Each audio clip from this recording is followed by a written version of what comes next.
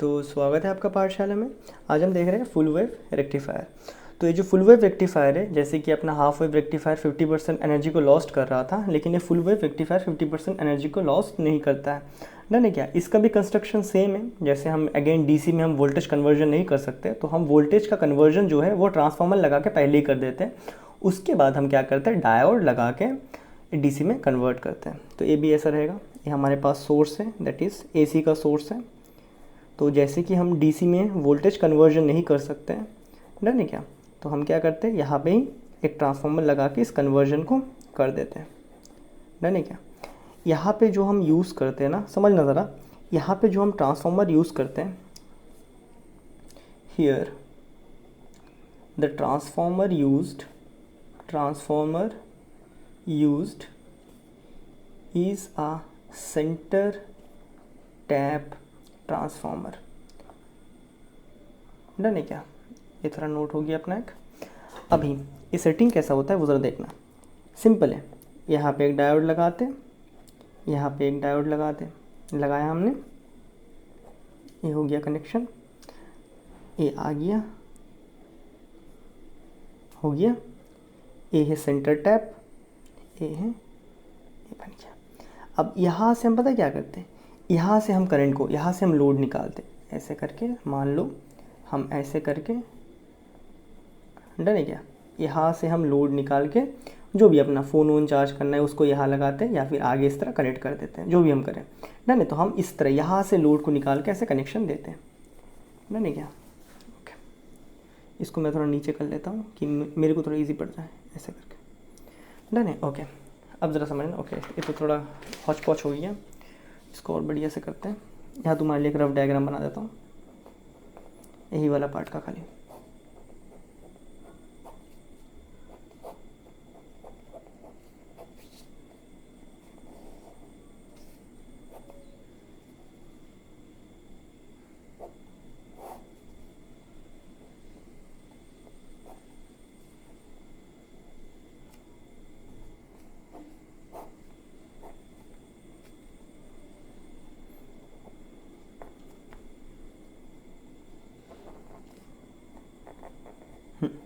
ठीक है ना? वही चीज़ बनाया मैंने, वही चीज़ को मैंने बनाया, थोड़ा प्रोफेशनल तरीके से बना दिया।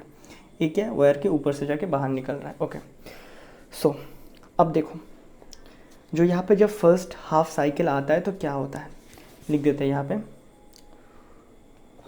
व्हेन द फर्स्ट, इसको लिख दो diode 1 diode 2, when the first half cycle of AC comes, then क्या होता है अभी समझो। तो मैंने बताया था पहला हाफ साइकिल, लेट इट से it is clockwise, let it understand it is clockwise, ऐसा क्लॉकवाइज है, थोड़ा सा समझ जाओगे हो जाएगा। क्लॉकवाइज मतलब करंट हमेशा कहाँ से कहाँ फ्लो होता है, पॉजिटिव से नेगेटिव। इसका मतलब क्या है, इस तरह अगर वो फ्लो हो रहा है तो ऑब्वियसली ए वाला पॉजिटिव है, इस तरफ नेगेटिव है। पहले पढ़ा, इस तरफ पॉजिटिव है, इस तरफ नेगेटिव है। इसका मतलब अगर तुम यहाँ पे देखो, सिंपल सी बात है, समझना ज़रा, ए पॉजिटिव ए नेगेटिव, ठीक है। अगर मैं यहाँ पे ढांक दूँ, ए वाला अगर पॉजिटिव है तो श्योर ए वाला पार्ट भी नेगेटिव रहेगा। समझ रहे हो क्या? समझ रहे हो ना? ए वाला पार्ट नेगेटिव रहेगा। नेगेटिव पोटेंशियल मतलब लोअर पोटेंशियल, नेगेटिव का मतलब होता है लोअर पोटेंशियल। सिंपल सी बात है, यहाँ अगर 40 वोल्ट है तो यहाँ रहेगा 20 वोल्ट, यहाँ रहेगा 10 वोल्ट। पल्ले पड़ा क्या? लेकिन हम जनरली इसको क्या लिखते हैं, हायर पोटेंशियल, सिंबॉलिकली लिखते हैं, तो नेगेटिव लगा के लोअर पोटेंशियल लिख देते हैं। डन है क्या यहाँ तक? ओके, अब देखो, जैसे आया तो करंट ऐसा फ्लो कर रहा है, समझना, बहुत समझना ध्यान से। इस सर्किट में करंट फ्लो होने का 3 तरीका है। पहला मैं तुम्हें ट्रेस करके दिखाता हूँ। पहला ऐसा करंट फ्लो हो सकता है इस पार्ट में खाली, ठीक है, यहाँ से गया, ए आया, ए आया, ए आया, इसमें से निकला, इस वायर से ऊपर से जाके ऐसा आया, ऐसा आया, ऐसा आया, ऐसा गया, ऐसा गया, ऐसा गया, ऐसा गया। पहले पड़ा ए हायर था, ए लोअर पोटेंशियल था। एक लूप ऐसा हो सकता है। दूसरा लूप हो सकता है यहाँ से जाए, सिंपली ऐसे राउंड मार के यहाँ से आ जाए। अब तुम ज़रा देखना, अगर मैं इसको नाम दे दूँ, अगर मैं यहाँ पे इसको नाम दे दूँ, सेम नाम यूज़ करेंगे, ठीक है, ए D1 B C E F G centre tap H D2 आई। डन है क्या यार? अच्छा आई D2। ओके, सेम नाम यहाँ भी यूज़ कर लेते हैं। ए D1 B E F, ये हो गया C G centre tap D2 H I। Okay, तो फर्स्ट ऐसे करंट आया। अब देखना ज़रा, अभी मैं इस केस को लेता हूँ खाली। मैं मानता हूँ कि करंट कहाँ से फ्लो हो रहा है, इसमें से ऐसे करके, पॉजिटिव है ना, तो ऐसे करके जा रहा है, फिर यहाँ गया, यहाँ से ऐसा आया, ऐसा घूमा, एक घूम के यहाँ से गया, यहाँ से आया, यहाँ से राउंड मारा, मार के यहाँ आ गया। दिख रहा है ना, एक सर्किट, एक पूरा सर्किट बन जाता है ना। तो यहाँ पे पाथ देखो, here the current flow through, मैंने अभी एक पाथ दिखाया ना, कौन सा पाथ था? ए D1 B से जाने के बाद फिर यहाँ C से जाता है F से जाता है E से जाके फिर घूम के कहाँ आता है? G से फिर कहाँ आता है? C से फिर कहाँ जाता है? A। ये जो पाथ है ना, here current flow through this path. Done है क्या? अब इम्पॉर्टेंट, एंड D1 एक्ट, दिख रहा है ना, ये पॉजिटिव साइड है, पॉजिटिव, ये नेगेटिव, पॉजिटिव को पॉजिटिव से मतलब क्या? Forward. And D1 act as forward bias and allow current to flow. ये हो गया। अभी यहाँ पे ज़रा एक नोट करने वाला बात होता है, तो ये क्यों नहीं करता है? अब ज़रा देखना, यहाँ पे नोट ले लो, note, if the path is taken, ये तुम्हें एग्जाम में बिल्कुल नहीं लिखना है, ये तुम्हें एग्जाम में नहीं लिखना है, मैं तुम्हें यहाँ लिख के दिखा रहा हूँ। इफ़ द पाथ इज़, अगर तुम ऐसा बोलो, पाथ मुझे ऐसा लेना चाहिए था, शॉर्टकट पाथ, क्योंकि करंट हमेशा शॉर्टकट पे ट्रैवल करता है। If the path was A D1 B, वो सीधा यहाँ से चले गया, A D1 B H D2 I A। If the path was, A वाला सिंपल वाला पाथ, A D1 B, फिर वहाँ से H, फिर D2, फिर I। अगर तुम ध्यान दो, अगर ऐसा फ्लो करता है ना, तो मतलब क्या है? ऐसा फ्लो कर रहा है। अभी अगर तुम इस तरफ में देखो, पॉजिटिव से नेगेटिव, अगर इस तरफ घूमोगे ना, इस तरफ से घूम रहे हो, तो मतलब क्या है? करंट का डायरेक्शन याद है ना, करंट अगर इस तरफ फ्लो हो रहा है तो मतलब क्या है? इस तरफ पॉजिटिव आएगा, इस तरफ नेगेटिव आएगा। अभी तुम देखो, याद है ना, वहाँ ओम्स लॉ पढ़ाया था ना मैंने, वहाँ पे रेजिस्टर जब यूज़ करते थे ना, अगर ऐसे करंट फ्लो होता था, मैं बोलता था यहाँ पे क्या है? हायर पोटेंशियल, यहाँ पे लोअर पोटेंशियल। सेम अगर करंट ऐसा फ्लो होता है, इस तरफ से इस तरफ फ्लो होता है, इस तरफ से इस तरफ करंट अगर फ्लो होता है, तो यहाँ हायर है, यहाँ लोअर, तो मतलब क्या है? नेगेटिव पॉजिटिव से कनेक्ट है, ये नेगेटिव इससे कनेक्ट है, पी साइड से नेगेटिव है, नेगेटिव साइड से ये पॉजिटिव। तो क्या है? यहाँ पे रिवर्स बायस है। Note, if the path was इतना, then D2 act as reverse bias, so current is not allowed. इस केस में तो करंट अलाउ ही नहीं करेगा। तो इसीलिए बाय डिफ़ॉल्ट ये जो पहला लूप है, जो पॉजिटिव, ये जो क्लॉक, जो पॉजिटिव साइकिल था, उसको इसी लॉन्ग ट्रैवल में से ट्रैवल करके जाना पड़ता है। ये हो गया क्या? डन है? ओके, ये किसके लिए था? For positive cycle, that is clockwise के लिए, ये लिखा हमने। अब देखो एंटी क्लॉकवाइज के लिए, for negative cycle, that is आपका एंटी क्लॉकवाइज के लिए क्या होता है? जैसे ही एंटी क्लॉकवाइज में आता है तो उल्टा घूमता है। जैसे ही उल्टा घूमेगा ना, इसका मतलब क्या है? करंट अभी कहाँ से कहाँ फ्लो हो रहा है?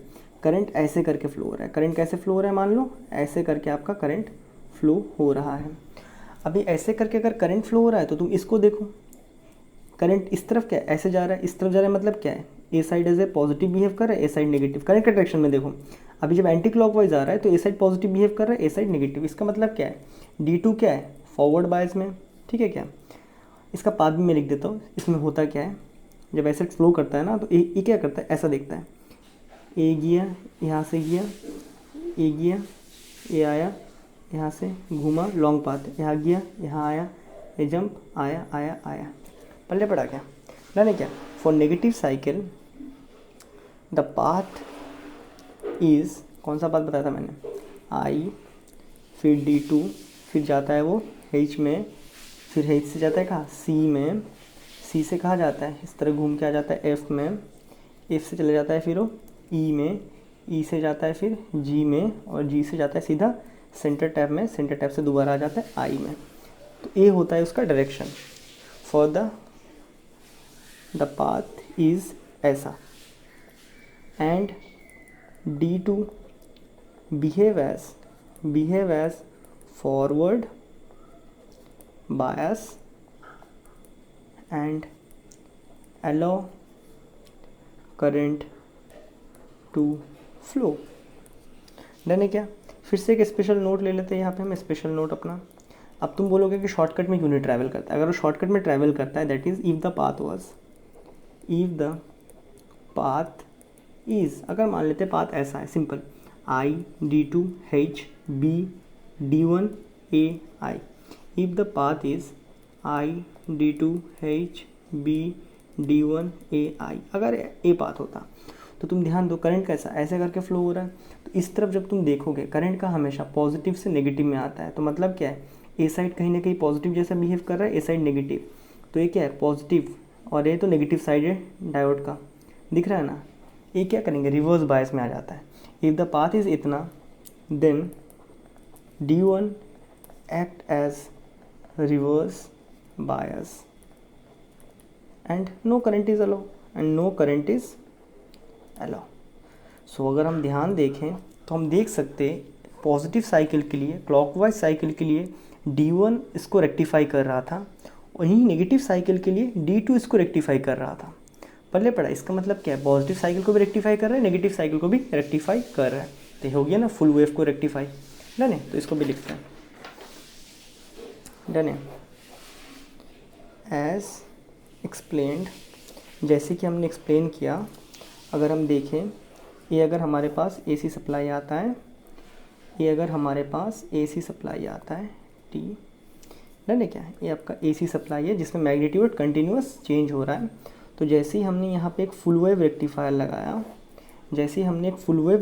लगाया, तो हमने देखा, हमने क्या देखा, जो पॉजिटिव को कौन कन्वर्ट कर दे रहा था, D1 कन्वर्ट कर रहा था। ये जो नेगेटिव साइकिल इसको कौन कन्वर्ट कर दे रहा था, D2 कन्वर्ट कर दे रहा था। फिर ये पॉजिटिव को कौन कन्वर्ट कर दे रहा था, D1 कन्वर्ट कर दे रहा था, और इसको नेगेटिव को D2। मतलब क्या, फुल वेव रेक्टिफाई हो चुका है। लेकिन DC तो तुमने ऐसा देखा था, ऐसा सीधा होता है, ये तो सीधा वाला पार्ट नहीं है। इसका मतलब क्या है, यहाँ पे अभी भी कुछ वेरिंग करंट है। पहले पढ़ा क्या, तो as the output has fixed potential, इसका पोटेंशियल तो फिक्स्ड हो चुका है, but current is variable. Potential same है, पोटेंशियल मतलब एनर्जी सेम है, लेकिन करंट वेरिएबल में आता है। तो ये जो करंट वेरिएबल में मतलब क्या है, current has component of AC। Potential में से तो पूरा AC निकल गया, लेकिन करंट के अंदर अभी भी AC का कंपोनेंट रह गया। तो इसको हम भगाने के लिए हम लाते हैं हमारे कैपेसिटर को। हम कैपेसिटर को क्या करते हैं, यहाँ पे कनेक्ट कर देते हैं। यहाँ पे हम क्या करते हैं, ऐसे कैपेसिटर कनेक्ट कर देते हैं, और यहाँ से फिर हम लोड ले लेते हैं, यहाँ से हम आउटपुट ले लेते हैं। पहले पढ़ा, यहाँ से हम आउटपुट ले लेते हैं। सो लिख देंगे, in order to remove the alternating current, that is AC part of output current, जो आउटपुट करंट आता है उसमें AC पार्ट में क्या, करंट के अंदर AC पार्ट रह जाता है। तो उसको निकालने के लिए वी अटैच ए कैपेसिटर, एक कैपेसिटर को अटैच कर देते हैं। अब कैपेसिटर क्या करता है, हमने कैपेसिटर का प्रॉपर्टी को अच्छे से पढ़ा था। कैपेसिटर किस चीज़ के लिए फेमस है, कैपेसिटर अलाउ DC नहीं, capacitor allow AC to pass through. Capacitor के अंदर में से AC वाला पार्ट निकल जाएगा, but direct current is not allowed. पढ़ा क्या? तो मैं क्या बोलना चाहता हूँ, इसमें से जो भी इस तरह वेरिएबल पार्ट में आया था ना, इसमें से जो भी आपका क्या है, इसमें से जो भी आपका इस क्या बोलते हैं, जो भी आपका एसी पार्ट है, that is alternating current part है, वो इस कैपेसिटर में से इस तरह अंदर जाके इस तरह निकल जाता है। लेकिन जो डीसी पार्ट है वो उसको इस तरह बाहर निकाल देता है और यहाँ से आउटपुट में मिल जाता है। तो फाइनली जब हम इसके साथ कैपेसिटर को ऐड कर देते हैं, तो हमारे पास आउटपुट कैसा मिलता है? ऐसा मिलता है, खाली डीसी वाला पार्ट मिलता है, पढ़ा क्या? डन है क्या? तो यहाँ पे क्या मिलता है हमें? लगभग एक सेम का वैल्यू मिल जाता है। डन है क्या? पढ़ा। तो यहाँ पे खाली डीसी वाला पार्ट मिलता है, जो एसी वाला पार्ट है वो नहीं मिलता है। ये जो था ना इस तरह नीचे आने वाले पार्ट, ये पार्ट क्या होते हैं? चले गए होते हैं। यहाँ पे ये जो पार्ट्स होते हैं ना, इस तरह जो क्रेविंग वाले पार्ट्स होते हैं, पढ़ा, ये जो पार्ट्स होते हैं ना रेड वाले, इनको क्या कर दिया होता है? इनको रिमूव कर दिया गया होता है। ये कौन कर देता है? आपका ये वाला पार्ट को रिमूव कैपेसिटर कर देता है। क्यों? क्योंकि कैपेसिटर आपका जो एसी पार्ट है उसको इस तरह अंदर से जाते हुए दोबारा यहाँ चले जाने देगा, लेकिन जो डीसी पार्ट है उसको सीधा अंदर घुसने ही नहीं देगा, तो बाहर निकल जाता है यहाँ से। डन है क्या? तो ये है बेसिकली आपका पूरा फुल वेव रेक्टिफायर, और ये क्या करता है? 100% वेव को कन्वर्ट कर देता है। और इसमें से जो एसी पार्ट को रिमूव करने के लिए क्या लगाते हैं? कैपेसिटर लगाते हैं। डन है। तो ये था बेसिकली आपका फुल वेव रेक्टिफायर। तो मैं मिलता हूँ आपसे नेक्स्ट वीडियो में, तब तक के लिए गुड बाय।